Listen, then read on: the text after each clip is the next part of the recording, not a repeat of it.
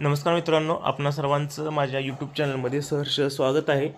तर आज आपण आपल्या मोबाईलची मेमरी नेहमी फुल होतं आहे असं जर होत असेल तर नक्की काय करायचं याबद्दलचं मार्गदर्शन घेणार आहोत.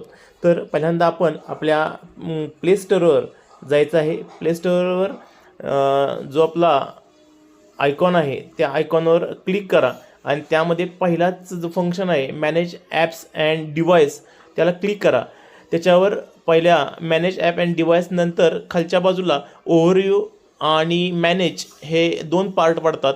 तर ओव्हरव्ह्यूमध्ये हे जे दिसतंय तो डिस्प्ले येतो आणि त्यानंतर आपल्याला मॅनेज या बटनावर क्लिक करायचं आहे. मॅनेज या बटनावर क्लिक केलं की पहिल्यांदाच तुमच्यामध्ये इन्स्टॉल जे ॲप्स आहेत त्या सर्व ॲप्स तुम्हाला दिसतात.